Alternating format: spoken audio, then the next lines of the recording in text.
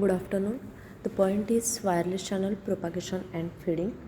So here we will see what is the propagation and fading. So the performance of the wireless communication system is mainly governed by the wireless channel environment.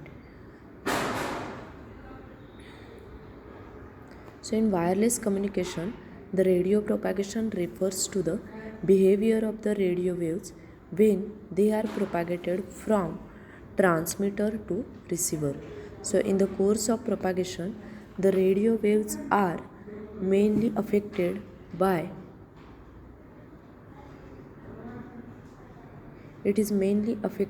three different modes of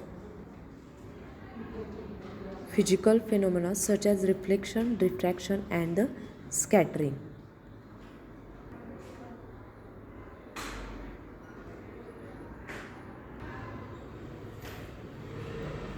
In wireless communication, the radio propagation refers to the behavior of radio waves when they are propagated from transmitter to the receiver. So in the course of propagation, the radio waves are mainly affected by three different modes of physical phenomena such as reflection, diffraction and scattering. Now what is reflection?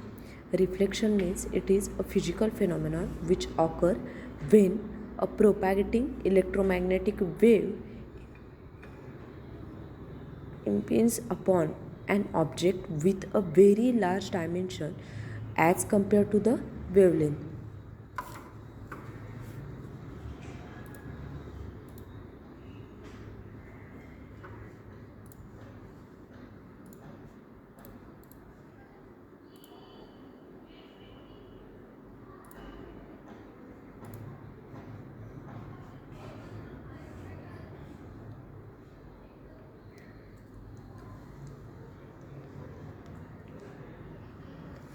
So in course of propagation, the radio waves are affected by three different physical phenomena. So what are that phenomena? One is reflection, diffraction and the scattering.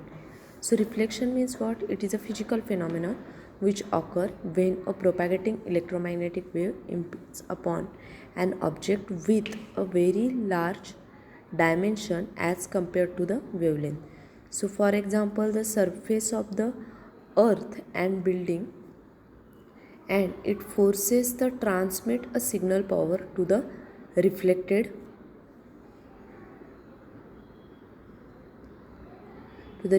back to its origin rather than being passed all the way through the path to the receiver.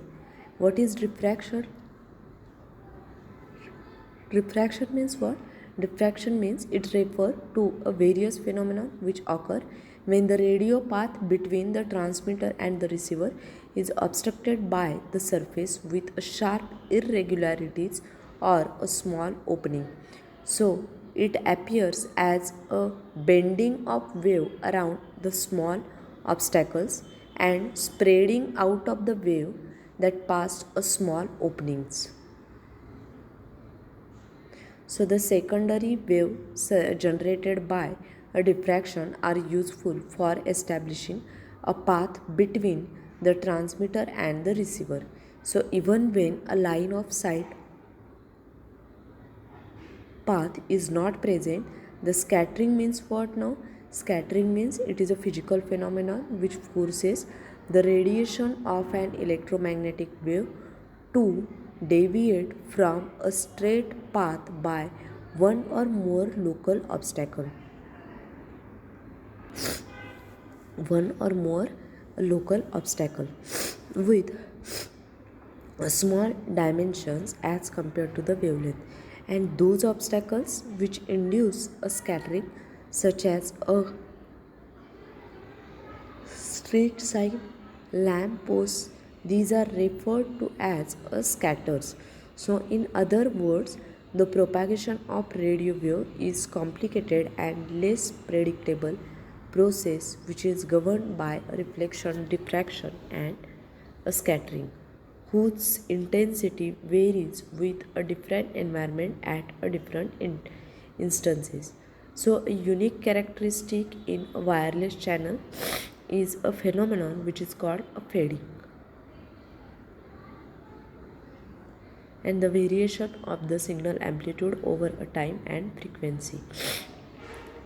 So in contrast with the additive noise as the most source of signal reduction, fading means it is another source of signal degradation, which is characterized as a non-additive signal disturbance in the wireless channel. Now fading may either be a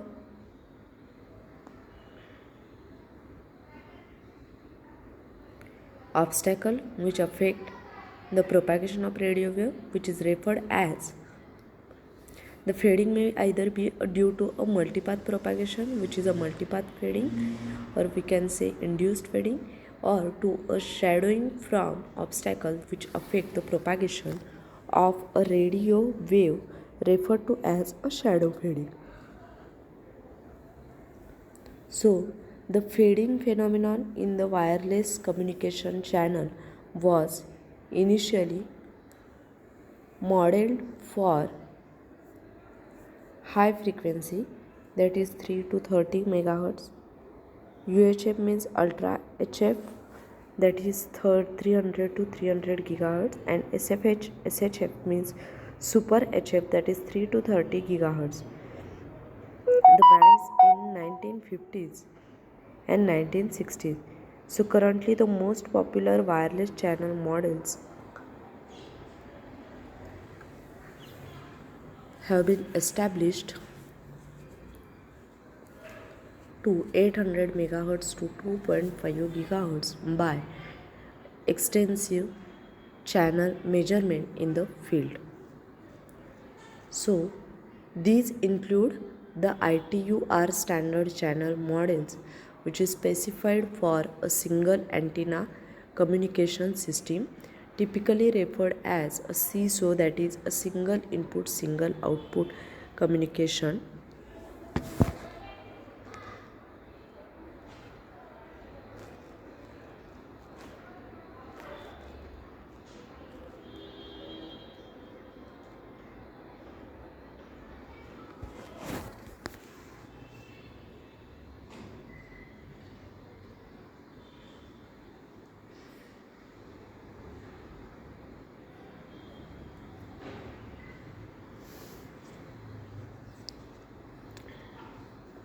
These include the ITU-R standard channel model, single antenna communication system, typically referred as SISO communication, over some frequency band. So meanwhile, the spatial channel model for a multi-antenna communication system, referred to as MIMO. Now what is MIMO? It means multiple input, multiple output system, which have been recently developed by a various research and standardization activities such as IEEE 802, METRA project, Winner project, aimed at high-speed wireless transmission and diversity gain. So the fading phenomenon can be broadly classified into two different types. The one is large-scale fading and other is small-scale fading. Now what is large-scale fading?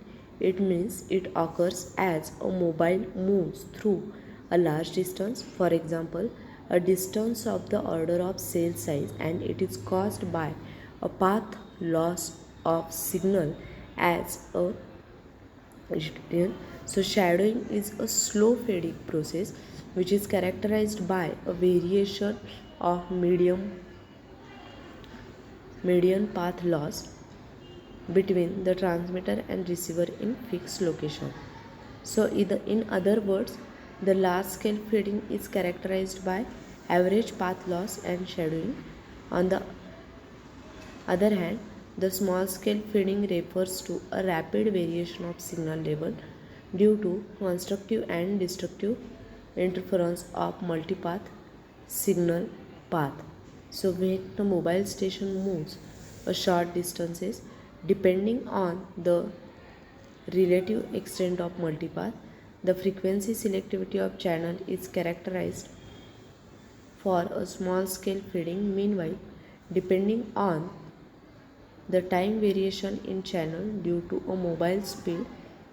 The short-term fading can be classified as either a fast or slow fading. So here classification of the fading channel. Here chart for the classification of fading channel is given.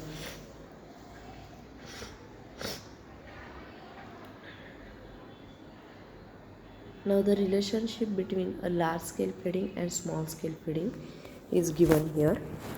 The large scale fading is manifested by a mean path loss which decreases with a distance and shadowing that varies along the mean path loss. So the received signal strength may be different at the same distance from a transmitter due to shadowing caused by obstacle on the path. Furthermore, the scattering component incur a small scale fading which finally yields a short-term variation of the signal that has already experienced a shadowing.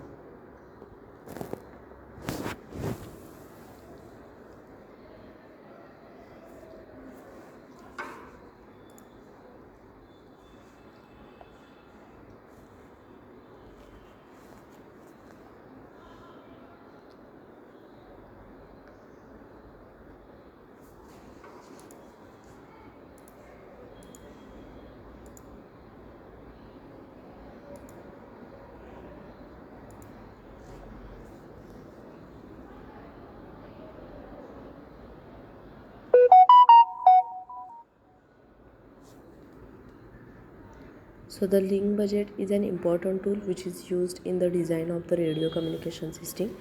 Now accounting for all the gain and losses through the wireless channel to the receiver, it allows for predicting the received signal strength along with the required power margin. The path loss and fading are the two most important factors to consider in the link budget.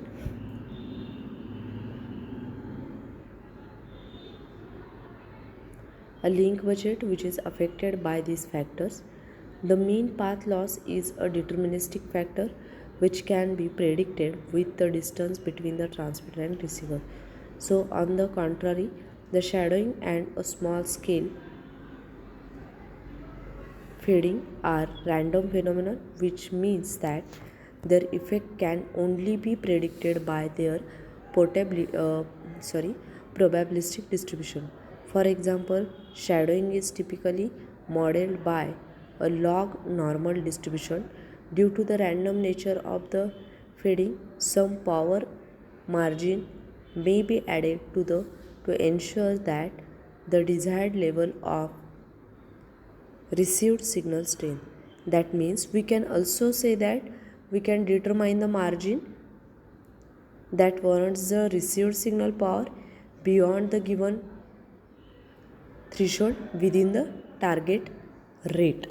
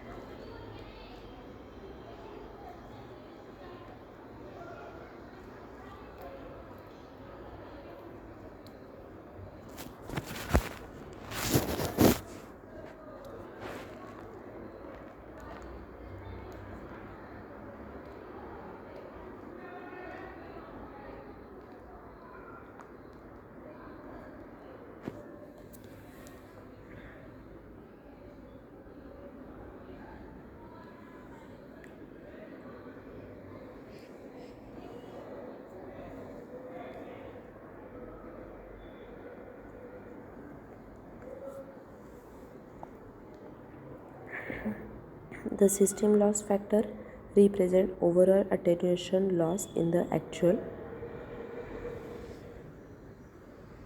What is large scale fading?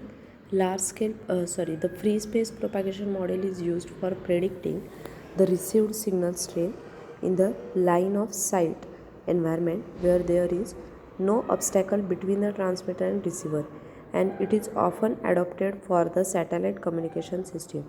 So, if D denote the distance in meter between the transmitter and receiver, when non-isotropic antennas are used with a transmit gain of G and receive gain of G, the received power at distance D, P of D, is expressed by the well-known Friis equation.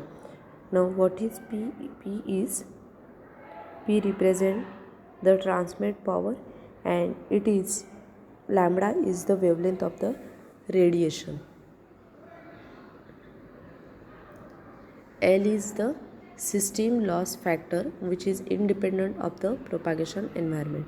So the system loss factor represent overall attenuation or the loss in the actual hardware, including the transmission line, filter, and antennas. So if L is greater than 1 but L is equal to 1, if we assume that there is no loss in the system hardware, it is obvious from equation that the received power attenuates exponentially with a distance d. So the free space path loss without any system loss can be directly derived from equation. Here it is given.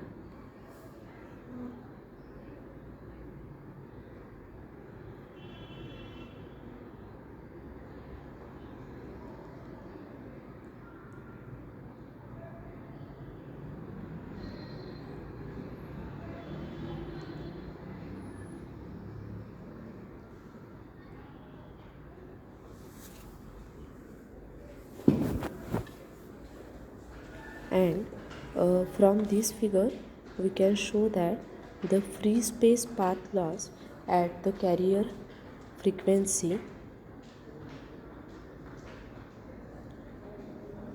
of Fc for a different antenna gains as the distance varies, and it is obvious that the path loss increases by reducing the antenna gain. So as the free space model, the average received signal in all other actual environment decreases with the distance between the transmitter and the receiver. What is D? D is the logarithmic manner. In fact, a more generalized form of the path loss model can be constructed by modifying the free space path loss with the path loss exponent n that varies with an environment. This is known as a long distance path loss model, in which the path loss at distance d is given by the equation which is given here. So d is what? It is the reference distance at which or closer to the path loss inherits a characteristic of free space loss.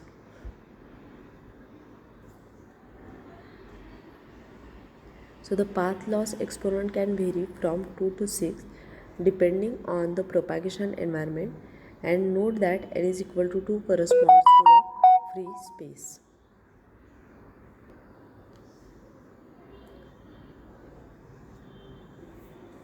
Now here is the diagram for the long distance path loss model, then log normal shadowing path loss model.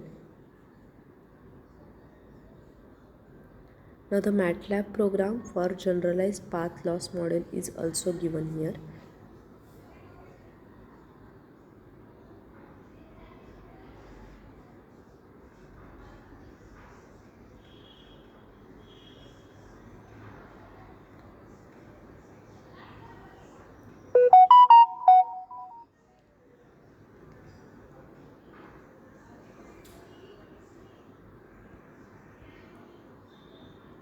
Here is the program for generalized path loss model. So the MATLAB program is given here.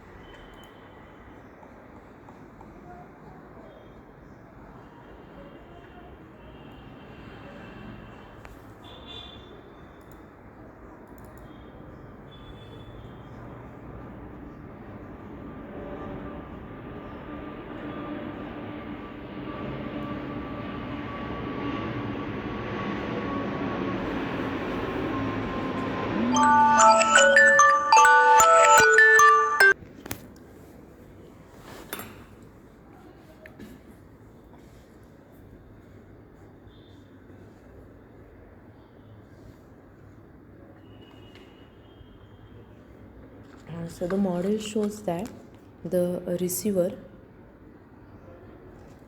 model shows that the model allows the receiver at same distance d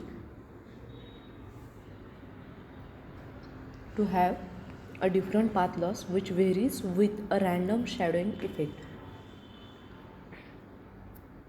Now we have to note here one thing, that the path loss graph,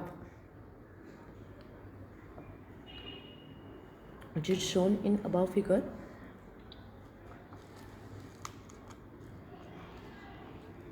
this is for the program 1, that is program 1.